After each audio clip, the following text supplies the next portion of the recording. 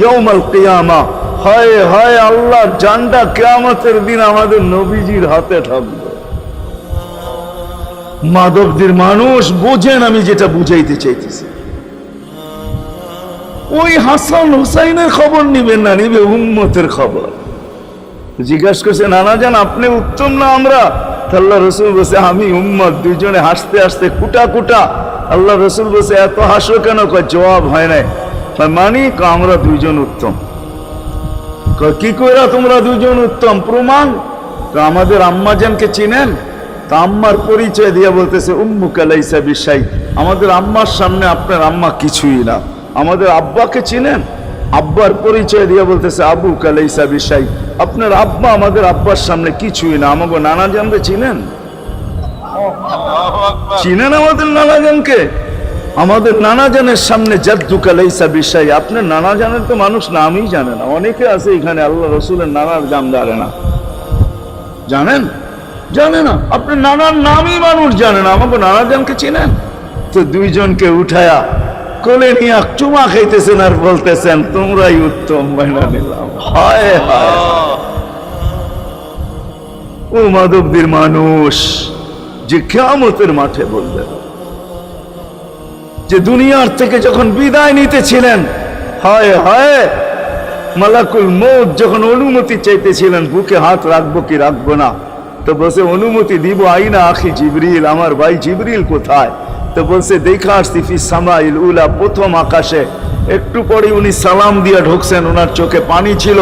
তো বলছে আপনি কাঁদেন কেন? বলে আজকে এলপিআরে চলে যাব, আর কোনোদিন ওহির বাহক হয়ে জমিনে আসবো না। আপনার পরে কোনো নবী নাই, কোনো রসুল নাই, আমারও ওহির কাজ শেষ। ওহির সুবাদে কখনো কখনো নৈকট্যময় জায়গায় চলে যেতাম, আজ থেকে আর যাওয়া হবে না। আমার চোখে পানি। দীর্ঘ ১.৫ লক্ষ নবী, ৩১৩ জন রসুলের কাছে আমি নিয়ে আসছি। আজকে শেষ দিন, এই জন্য চোখে পানি। তো উনি উল্টা প্রশ্ন করছেন আপনার চোখে পানি কেন? জিবরিল মালাকুল মউত দাঁড়ায় আছে, অনুমতি চাইতেছে বুকে হাত দেওয়ার জন্য। এখনো এক প্রশ্ন বাকি। বলছে সেটা কি? বলে ফামান লিবাদিল উম্মতি। অথচ ৯ ঘরে চুলা জ্বালানোর মতো তেল ছিল না।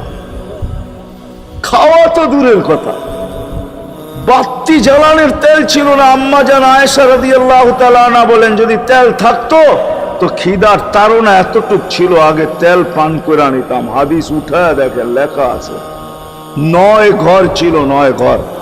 হাসান হোসাইন ক্ষুধার্ত ছিল, আলী ফাতেমা ক্ষুধার্ত। কারো জন্য কোনো চিন্তা নাই যে আমার পরে আমার ৯ ফ্যামিলির কি হবে, হাসানের কি হবে, হোসাইনের কি হবে, আলীর কি হবে, ফাতেমার কি হবে। যেই সময় চাইতেছেন ওই সময় বলতেছে জিবরিল আমার পরে উম্মতকে কে দেখা রাখবে? লানত আমাদের জিন্দগির উপর, লানত আমাদের জিন্দগির উপরে। এমন জিন্দগির থেকে জমিন ফাইটা মরা যাওয়া উচিত। আমি তো মাঝে মাঝে বলি আমাদের জমিনটা উল্টায় যাওয়া উচিত, যে মৃত্যু সময় বলতেছে আমার উম্মতকে কে দেখা রাখবে। জিবরিল ছুটা গেছেন, ছুটা আসছেন। আল্লাহ জবাব পাঠাইছেন লা আতরুকু উম্মাতাকা ফারদা ওয়ালা ওয়াহদা। বন্ধু চলে আসেন, আপনার উম্মতকে আমি দেখা রাখবো, আমি দেখা রাখবো। হায় হায়, সবাইকে সালাম দিছেন একবার বা দুইবার, সবার দুরুদ পড়ছেন তো আল্লাহ একবার বা দুইবার, সালাম পড়ছেন কোন নবী রসুলের উপরে একবার কি দুইবার। আর বন্ধুর সালাম প্রতি জুমা ইমাম আছে, খতিব আছে, ইমামরা একটা আয়াত পড়ে কোরআনের, ইন্নাল্লাহা ওয়া মালাইকাতাহু ইউসাল্লুনা আলান নবী ইয়া আইয়ুহাল্লাযীনা আমানু সাল্লু আলাইহি ওয়া সাল্লিমু তাসলিমা। এই আয়াত আমাকে অনেক কিছু বুঝায়। ইমাম উলামারা, আলেম উলামারা বলবে এই আয়াতে আমাদেরকে দুরূদ পড়ার হুকুম দিবেন, আমিও বলবো দুরূদ পড়ার হুকুম দিবেন। কিন্তু আমার প্রশ্ন আছে এখানে, আমার প্রশ্ন, আল্লাহ আমাদেরকে পড়তে বলতেছেন, ঠিক আছে, আমরা কয়দিনই থাকবো আর কয়দিনই পড়বো? একদিন তো আমরা মারা যাব, তো আপনার বন্ধুর উপরে দুরূদ কে পড়বে? আল্লাহ বলে বেওকুফ, দেখোস না ফেরেশতাদের নাম নিছি, ফেরেশতারা পড়বে। আমি যদি আল্লাহকে উল্টা প্রশ্ন করি, একদিন তো ফেরেশতাও থাকবে না, মালাকুল মউত মারা যাবে।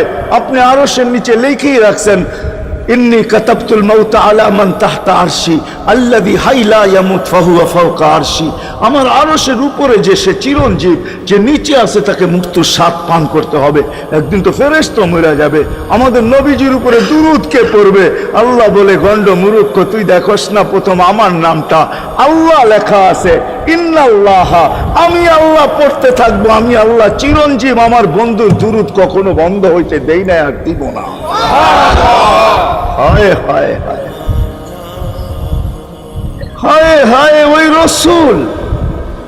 আল্লাহ বলে উম্মতকে আমি দেখা রাখবো। জিবরিল বলতেছে ইন্নাল্লাহ ইয়ান্তাযিরুক, আল্লাহ আপনার অপেক্ষা করতেছে। উর্দু জগতে খুশির বন্যা বইতেছে। কেন? সব নাচতেছে উর্দু জগতে, এমনকি আরশ পর্যন্ত ঝুমতেছে।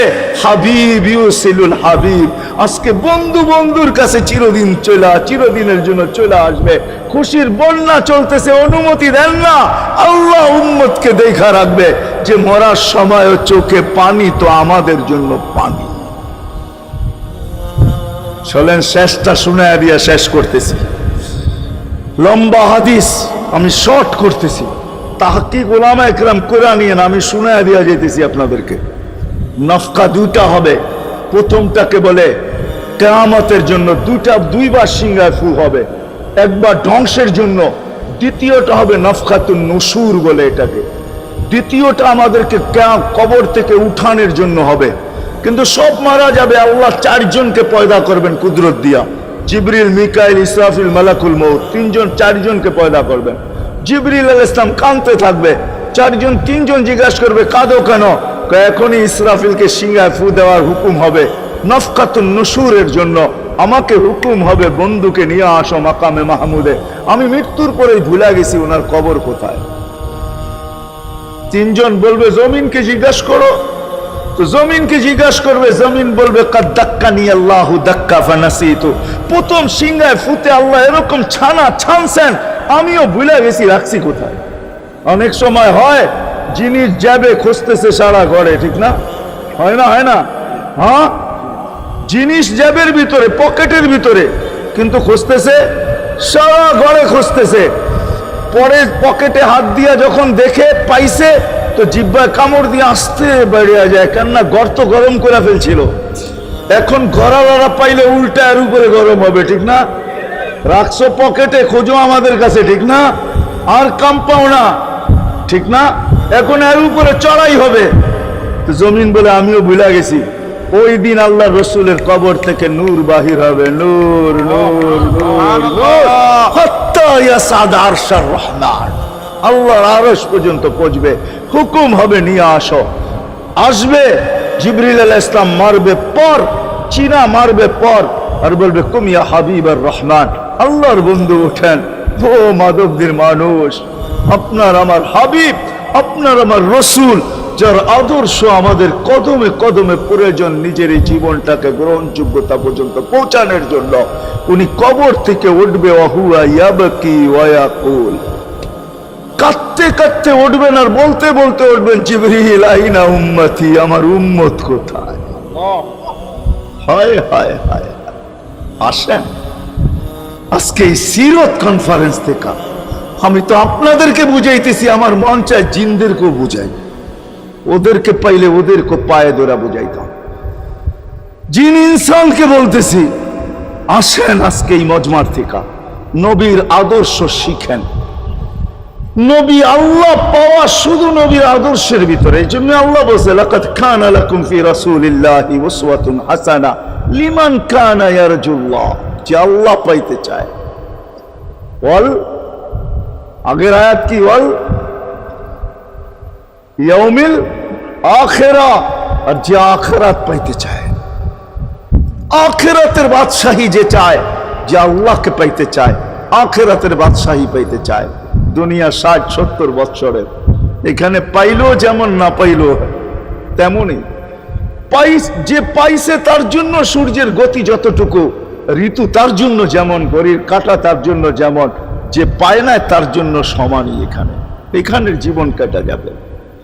বিদায় আসেন আজকে এই মজলিস থেকে প্রতিজ্ঞাবদ্ধ হই যে নবীর আদর্শের উপরে উঠব। আল্লাহর রাসূল সুযোগ দিছেন আমাদেরকে। আমি শেষ কথা বলতেছি, আগে এখন তো ব্রিজ আর ব্রিজ, ফ্লাইওভার আর ফ্লাইওভার, ঠিক না? হয়তো 2-1 বছর পরে আমরা এটাও দেখব যে মাধবদীর ওই মাথার থেকে নিয়ে একবারে কোথায় পাঁচদোনা পর্যন্ত ফ্লাইওভার চলে গেছে, ঠিক না? গাড়ি উঠবে এখান দিয়ে ওইখানে যে নেমা যাবে, কোনো জ্যাম না জট, ঠিক না? হ্যাঁ, কিন্তু একদিন ছিল শাখো ছিল আমাদের দেশে। শাখো চিনেন? বাঁশের শাখো ছিল। আল্লাহর রাসূল বুঝাইতে চাইতেছে একটা সময় আসবে আমার উম্মত বাঁশের শাখো, কেউ যদি বাঁশের শাখো থেকে স্লিপ খায় বা গাছে উঠা যদি গাছের থেকে পড়ে যেতে চায় তো ডাল দৌড়া যেরকম লটকায়া থাকে, শাখর থেকে পড়তে যায় শাখর উপরের বাঁশ দৌড়া যেরকম লটকায়া থাকে।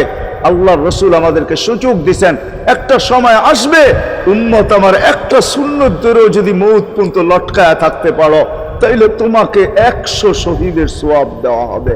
মান তামাসসাকা বিসুন্নতি, মান তামাসসাকা বিসুন্নতি ইনদা ফাসাদি উম্মতি।